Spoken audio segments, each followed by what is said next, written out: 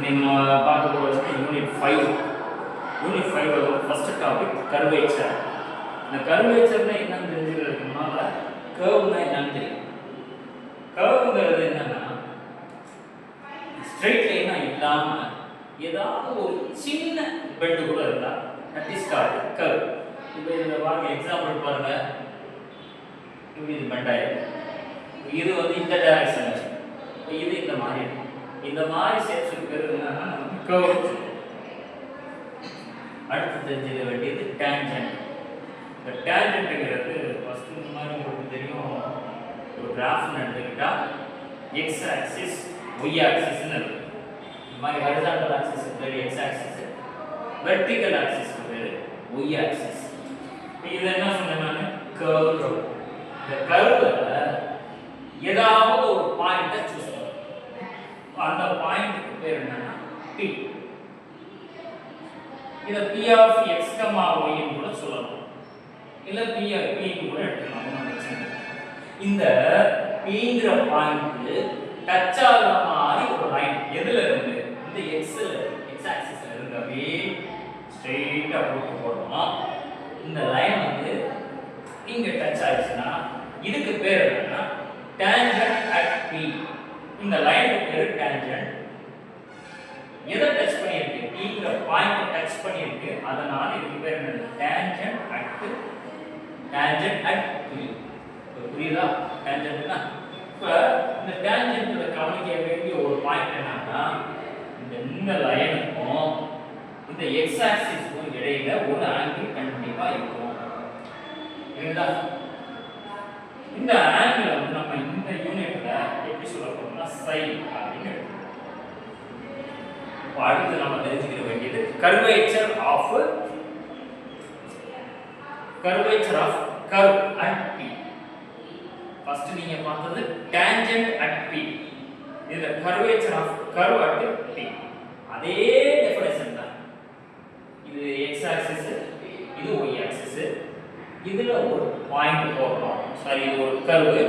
இந்த கர்வ்ல இருக்கக்கூடிய ஒரு பாயிண்ட் சூஸ் பண்றோம். அந்த பாயிண்ட்க்கு பேர் P ன்னு எடுத்துக்கிறோம். டான்ஜென்ட் எப்படி போட்டோம், எல்லாத்தையும் பண்ணிட்டு x ஆக்சிஸ்ல இருந்து ஒரு லைன் P டச் ஆகுற மாதிரி அதோட ஸ்டாப் பண்ணிட்டோம். டான்ஜென்ட் அதே தான். நீ எக்ஸ்ட்ரா என்ன செய்ய போறோம்னா, இந்த கர்வ்ல இன்னொரு பாயிண்ட்டை சூஸ் பண்ணணும். சோ இந்த இடத்துல சூஸ் பண்ணிட்டோம்னு வச்சுக்கோங்க. இந்த பாயிண்ட்க்கு பேர் A, இந்த பாயிண்ட்க்கு பேர் P. இந்த A க்கும் P க்கும் உள்ள டிஸ்டன்ஸ் இருக்கு இல்லையா, தூரம், ரெண்டுக்கு இடைப்பட்ட தூரம் வந்து என்னன்னா S ன்னு எடுத்துக்கணும். இந்த x ஆக்சிஸ்க்கும் இந்த டேன்ஜென்ட் லைன் இருக்கு இல்லையா, இது ரெண்டுக்கும் உள்ள டிஸ்டன்ஸ் இந்த ஆங்கிள் வந்து psi ன்னு எடுத்துக்கணும். கர்வேச்சர்னா என்னன்னா d psi by ds is called curvature of curve at P. இந்த d psi by ds ங்கிறது என்னன்னா, இந்த கர்வ் இருக்கு இல்லையா, இந்த கர்வ் அப்படியே சேஞ்ச் ஆகிட்டே போகுதுன்னு வச்சுக்கோங்களேன். இப்போ இந்த லைன் இருக்கு இல்லையா, இந்த லைனும் சில சேஞ்சஸ் உள்ள வரும். ஏன்னா இந்த லைன் வந்து Pங்கிற பாயிண்ட் டச் பண்ணி இருக்குது. இப்போ ஜஸ்ட் இமேஜின் பண்ணிக்கிங்க, ஒரு கிளாக் இருக்க மாதிரி கிளாக் இருக்கு. இது இப்படியே போறப்ப இந்த இடத்துல மாறுதுன்னா இந்த எஸ்ங்கிற டிஸ்டன்ஸ்ல சில சேஞ்ச் இருக்க மாதிரி. அதே மாதிரி இந்த லைனும் வந்து இப்படி இருக்கும், ஒரு மூவ்மெண்ட் இருக்குமா, இன்னொரு P இருக்கிறதுனால இப்படி இருக்கு, இந்த இடத்துல இருந்தா இப்படி இருக்குல்ல, மாறுதுல, that is called d psi by ds. இதுக்கு பேர் என்னது, curvature of curve at P.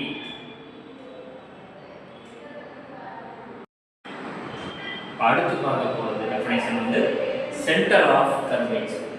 சென்டர்னா உங்களுக்கு தெரியும், பொதுவா ஒரு சர்க்கிள் போடுறதுக்கு இருக்கக்கூடிய அந்த மையப்புள்ளியா, அதுக்கு பேர் தான் அந்த என்ன செய்யறது. அதாவது இப்படி ஒரு சர்க்கிள் இருக்குன்னா இந்த இதுதான் சென்டர்னு சொல்லுவோம்.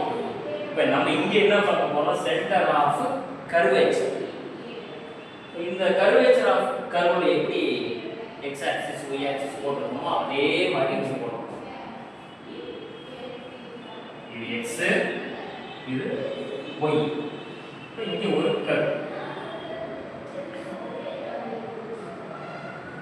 அதுல ரெண்டு பாயிண்ட் எடுத்துக்கோமா. அதே மாதிரி இங்க ஒரு பாயிண்ட் எடுத்துக்கோங்க. ஏ எடுத்துக்கோமா ஏ. இந்த ஏ டச் ஆகுற மாதிரி ஒரு டான்ஜென்ட் ஏ இந்த ஏ மட்டும் டச் ஆகுற மாதிரி ஒரு டான்ஜென்ட். இன்னொரு பாயிண்ட் சூஸ் பண்றோம். அது என்ன பி ஆர் டி. இது ஏ டச் ஆகுற மாதிரி ஒரு டான்ஜென்ட். இது பி, இங்க பி டச் ஆகுற மாதிரி ஒரு டான்ஜென்ட். ரெண்டு டான்ஜென்ட் போடுறீங்க. அதுல வந்து இது ஒரே ஒரு டான்ஜென்ட், இதுல வந்து ரெண்டு டான்ஜென்ட். இப்ப கண்டிப்பா இந்த ஆங்கிளை வந்து நம்ம என்ன சொல்றோம், சைன்னு எடுத்துக்கோமா. அதுல அதே தான் இங்க சை. இப்ப இதுல வந்து இப்படி இருக்க ஆங்கிள், இதுல வந்து இப்படி இருக்கு. இப்ப இதை விட இது என்ன இருக்கு, பெருசா இருக்கு. இந்த ஷேப்ல இருக்கு டான்ஜென்ட் லைன், இந்த ஷேப்ல மாறுது. அப்ப ஆங்கிள் வந்து எப்படி இருக்கு, இன்க்ரீஸ் ஆகுது. கண்டிப்பா இன்க்ரீஸ் ஆகும். இதை விட சையை விட சை பிளஸ் சை இந்த டெல் சைஸ் ஒரு சின்ன சேஞ்ச் இருக்குது அப்படின்னு சொல்லணும். ஓகேவா? இந்த ஆங்கிள் என்னன்னா, இந்த டெல் சைங்கிறது இந்த டேஞ்சென்ட்டுக்கும் இந்த டேஞ்சென்ட்டுக்கும் இடையில இங்க இருக்கு இல்லையா ஆங்கிள், இதுதான் இந்த லைனுக்கும் இந்த லைனுக்கும் இந்த சின்ன சேஞ்ச் தான் இருக்கு. அதைத்தான் நம்ம என்ன செய்யணும், இதுல சேர்க்கணும். புரியுதா? நார்மல் டான்ஜென்ட்னா என்னன்னு பார்ப்போம். நார்மல் அப்படின்னா என்னன்னா, டான்ஜென்ட்ங்கிற ஒரு லைன் இப்படி இருக்குதுன்னா இதுக்கு பெர்பெண்டிகுலரா ஒரு லைன் டிரா ஆச்சுன்னா இதுக்கு பேர் என்னது, நார்மல். இது டான்ஜென்ட், டான்ஜென்ட்க்கு பெர்பெண்டிகுலர். இப்படி டான்ஜென்ட் இருந்தா இந்த டைரக்ஷன்ல வரணும். இந்த மாதிரி இருக்காது. ஒரு எக்ஸாம்பிளுக்காக சொல்றேன். டான்ஜென்ட்ங்கிற ஒரு லைனுக்கு பெர்பெண்டிகுலர் டைரக்ஷன்ல வரக்கூடிய லைனுக்கு பேர் என்னது, நார்மல். ஓகேவா? இப்போ நம்ம என்ன செய்ய போறோம்னா, இந்த டான்ஜென்ட் டச் ஆகுது இல்லையா இந்த பாயிண்ட்ல, இதுடைய நார்மலா பார்க்கணும்.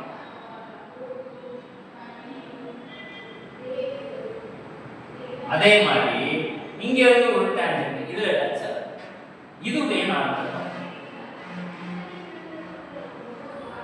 இந்த நார்மலும் இந்த நார்மலும் இந்த இடத்துல இன்டர்செக்ஷன் ஆகுது.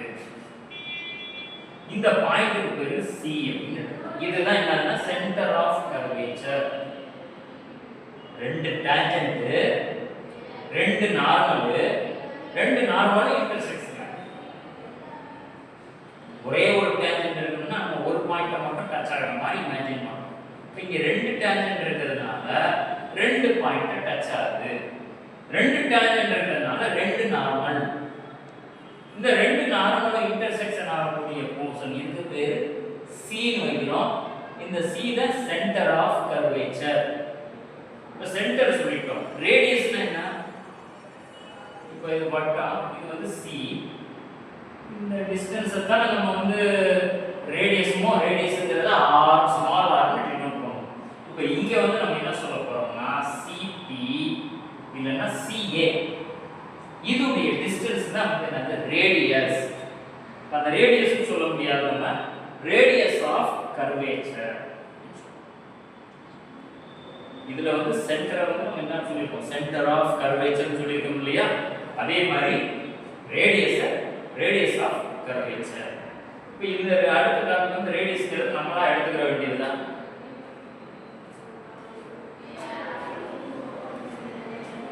ரேடியஸ் ஆஃப் கர்வேச்சர் தெரியல சார், அதெல்லாம் போட முடியாது.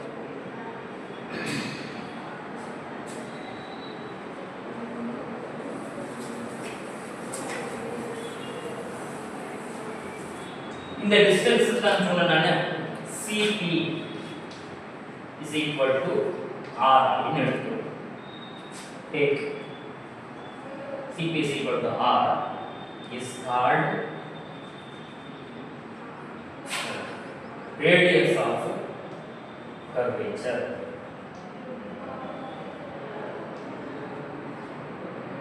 இப்போ நம்ம ஃபர்ஸ்ட் பார்த்தது கர்வேச்சர் ஆஃப் கர்வ்னு பார்த்தோமா, அதோடைய ரெசிப்ரோக்கல் தான் ரேடியஸ். இந்த ரேடியஸை ஜெனரலா ஆர்னு சொல்ல மாட்டோம், இங்க வந்து என்ன சொல்லுவோம்னா ரோ அப்படிங்கிற சிம்பிள் மூலமா டினோட் பண்ணுவோம். நம்ம நார்மலா சர்க்கிள் என்ன சொல்லுவோம், ஆர் அப்படின்னு சொல்லுவோம் ரேடியஸ். இப்போ இங்க வந்து rho rho is called radius of curvature. இப்போ நம்ம ஆல்ரெடி இந்த கர்வேச்சர் ஆஃப் கர்வ்னு ஃபைண்ட் அவுட் பண்ணிருக்கோம். கர்வேச்சர் ஆஃப் கர்வ் அது என்னது, d psi by ds d psi by ds தான் என்னது, இந்த கர்வேச்சர் ஆஃப் கர்வ். இதோடைய ரெசிப்ரோக்கல் என்ன, அப்படியே மாறி கீழே இது மேல வந்து இது கீழே வரும் ds by d psi. இந்த ds by d psi என்ன சொல்லுவோம்னா radius of curvature. Radius of கர்வேச்சருக்கும் கர்வேச்சர் ஆஃப் கர்வுக்கும் உள்ள ரிலேஷன் தெரியுதா? ரேடியஸ் ஆஃப் கர்வேச்சர்ல என்ன வேல்யூ வருதோ அதோடைய தலைகீழ் 1/, இப்போ இங்க 5 வேல்யூ கிடைச்சிருச்சுன்னா 1/5 நம்ம போடணும்னா இது கர்வேச்சர் ஆஃப் கர்வையும் ஃபைண்ட் அவுட் பண்ண சொல்லிருக்கோம்னா இதுல ஏதாவது ஒன்று ஃபைண்ட் அவுட் பண்ணா போதும். இப்போ क्वेश्चनல வந்து find the radius of curvature and curvature of curve ரெண்டு கேட்டிருக்காங்க, கன்ஃபியூஸ் ஆயிடும். Radius of curvature find out பண்ணாவே இன்னொரு क्वेश्चन ஆன்சர் பண்ணிடலாம். புரியுதா இது?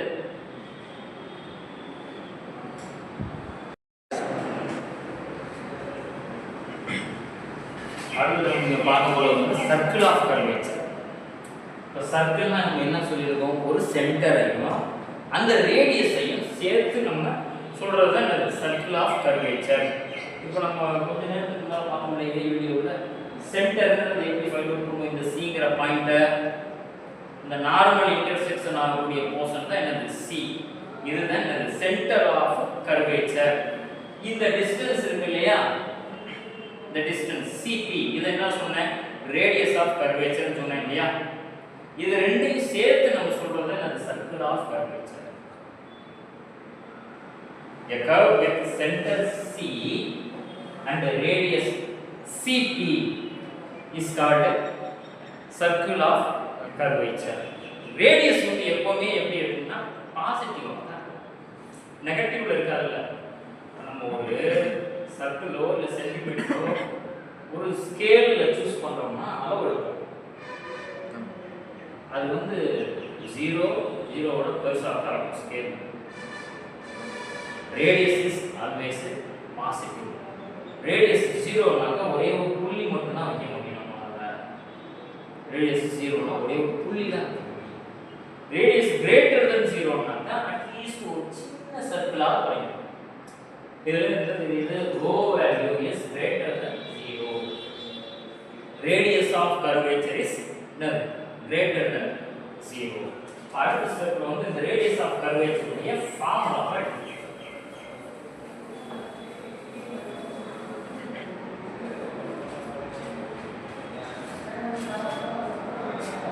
rho is equal to 1 plus dy by dx whole square whole power 3/2 divided by d square y by dx. இப்போ உங்களுக்கு வந்து ப்ராப்ளத்தில் வந்து y உடைய வேல்யூவை கொடுத்துருவாங்க. y is a function of ஏதோ ஒன்று கொடுத்துருவாங்க. அதை நம்ம என்ன செய்வோம்னா டிஃபரன்ஷியேட் பண்ணுவோம் வித் ரெஸ்பெக்ட் டு இன்னது x. ஒரு டைம் டிஃபரன்ஷியேட் பண்ணா we get dy by dx. ரெண்டு டைம் டிஃபரன்ஷியேட் பண்ணோம்னா அதுக்கு வந்து d square y by dx square. இது என்ன, எதுடைய formula, rho radius of curvature உடைய ஃபார்முலா. சில டைம் இந்த ஃபார்முலா எப்படி இருக்கலாம்னா rho is equal to 1 plus y க்கு பதிலா x இருக்கலாம், y க்கு பதிலா x இருக்கலாம். எப்படி புரியுதா, dx by dy. அப்ப கீழே அதே மாதிரி தான் மாறும். d square x by d y square. இந்த வேல்யூ எப்போ வரும்னா dy by dx உடைய வேல்யூ இன்ஃபினிட்டிவா இருந்தாங்க. dy by dx வேல்யூ எப்படி சார் நம்ம இன்ஃபினிட்டிவ்னு கண்டுபிடிக்கிறது? டவுட் வரும். வந்தாதே இந்த ஃபார்முலாவுக்கு இந்த ஃபார்முலாவுக்கு என்ன டிஃபரன்ஸ் அப்படிங்கிறது தெரியும். இங்க வந்து ஜெனரலா இது வந்து ஆல்வேஸ் உங்களுக்கு क्वेश्चन இப்படி தான் இருக்கும். 99% क्वेश्चन இப்படி தான் இருக்கும். ரேர் கேஸ் இந்த மாதிரி இருக்கும். இது எப்படி நம்ம தெரிஞ்சுக்கணும்னா dx by dy எப்ப dy by dx உடைய வேல்யூ என்ன வரும்? இன்ஃபினிட்டிவா இருக்கும். அது எப்படி நம்ம ஃபைண்ட் அவுட் பண்றது? இப்போ இதுதான் டான்ஜென்ட். இங்க வந்துரும். இதெல்லாம் ஒரே ஒரு டான்ஜென்ட் இருக்க மாதிரி இமேஜின் பண்ணுங்க. ரெண்டு டான்ஜென்ட்னா ஒரே ஒரு டான்ஜென்ட். இதுல டான்ஜென்ட் சொல்லிடுறோம் இல்லையா? அப்ப அதுல இருந்து என்னன்னா இந்த ஆங்கிளுக்கு tan டான்ஜென்ட்ங்கிறதுனால tan தீட்டா. ஓகேவா? இந்த தீட்டாங்கிறது சை தானே நம்ம இங்க சொல்லிருக்கோம். tan சை கூட tan சை. இந்த tan சை நம்ம எப்படி எழுதலாம்? sin psi by cos psi எழுதலாமா? இந்த psi உடைய வேல்யூ என்னவா இருந்தா இங்க இன்ஃபினிட்டி வரும். இது எப்ப இந்த டான்ஜென்ட் இருக்கு, இந்த டான்ஜென்ட் இப்படி இந்த டைரக்ஷன் இருக்கு இல்லையா, இது இப்படியே இப்படி வந்ததுன்னு வச்சுக்கோங்க. ஸ்ட்ரைட்டா இப்படி இருக்கக்கூடிய லைன் இப்படி ஸ்ட்ரைட்டா வந்தது. ஸ்ட்ரைட்டா வந்தது இந்த இது இல்லாம, அதாவது parallel to y axis. y axis எப்படி இருக்குதோ அதே டைரக்ஷன்ல வருது. இப்போ y axis இந்த ஆங்கிள் என்ன சொல்லுவோம் நம்ம? 90 டிகிரி போமா? 90 டிகிரி தானே. 90 டிகிரி தான் எப்படி இருக்கும்?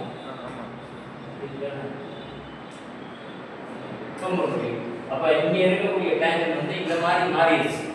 அப்ப இந்த ஆங்கிள் என்ன வரும்? 90 டிகிரி. இப்ப சை இருக்கிற இடத்துலலாம் 90 போடும். இப்போ 90 போட்டோம்னா tan 90 sin 90 by cos 90. sin 90 value என்ன? 1. sin 0 0, sin 90 1, cos 0 1, cos 90 0. 1 by 0 ன்னு என்ன அதோட வேல்யூ? இன்ஃபினிட்டி. புரியுதா? அந்த மாதிரி கேஸ்ல தான் என்ன செய்வோம்? இப்போ dy by dx வேல்யூ இன்ஃபினிட்டிங்கிறது எப்ப அந்த இன்ஃபினிட்டி வரும்? Tangent parallel to y axis ஆ இருக்கிறப்ப. நம்ம இவ்வளவு டீப்பான யோசிக்க தேவையில்லை. செகண்ட் ஃபார்முலா எப்போ யூஸ் பண்ணுவோம்னா dy by dx value infinity வந்தா நீங்க டிஃபரன்ஷியேட் பண்ணிட்டு ஆங்கிள் சப்ஸ்டிட்யூட் பண்றப்பவே கண்டுபிடிச்சிருவீங்க. dy by dx ன்னு வந்துட்டு psi உடைய வேல்யூ சப்ஸ்டிட்யூட் பண்றப்ப இன்ஃபினிட்டி வந்துருச்சுன்னா நம்ம இன்ஃபினிட்டி இது போட முடியாது. அதுக்கு பதிலா அப்படியே அந்த ஃபார்முலாவை உல்டா பண்ணிட முடியும். dx by dy. இன்னைக்கு பார்த்தது என்னன்னு தெரியுதா?